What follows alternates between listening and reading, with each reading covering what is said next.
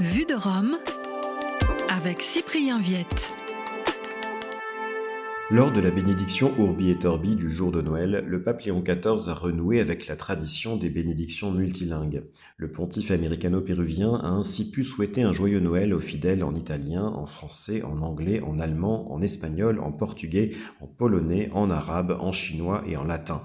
Cet effort linguistique a été très apprécié par les fidèles des pays concernés présents sur la place Saint-Pierre, mais il lui a aussi permis d'être largement repris par les médias internationaux qui se sont empressés de diffuser ses paroles sur tous les supports possibles et notamment sur les réseaux sociaux. Léon XIV a ainsi renoué avec une tradition à laquelle Jean-Paul II était particulièrement attaché. Lors des bénédictions Urbi et Orbi de Noël et de Pâques, le pape polonais en est parfois arrivé à s'exprimer dans près de 60 langues, y compris des langues très difficiles comme l'hébreu ou le swahili.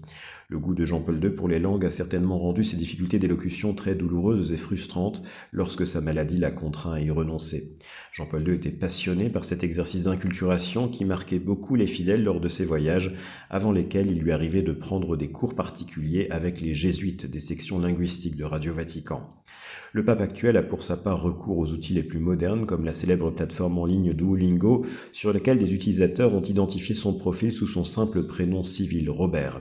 Cette information n'a pas été démentie et contribue à humaniser ce pape connecté qui continue par ailleurs à jouer en ligne avec ses frères sur Wordle, un jeu de lettres gratuit. Depuis le début de son pontificat, le pape natif de Chicago a essayé de se rendre audible auprès des fidèles, faisant l'effort de parler un italien le plus clair et fluide possible dès sa première apparition le 8 mai dernier en tant qu'évêque de Rome. On l'a aussi souvent entendu en anglais et en espagnol, et en français aussi à plusieurs reprises, notamment lors de son récent voyage au Liban. Le Vatican a fait savoir cette semaine que près de 3 millions de fidèles étaient venus à sa rencontre cette année. Beaucoup d'entre eux ont été ravis de l'entendre dire quelques mots dans leur langue, un signe d'attention apprécié qui manifeste son souci de parler à tous. Vue de Rome.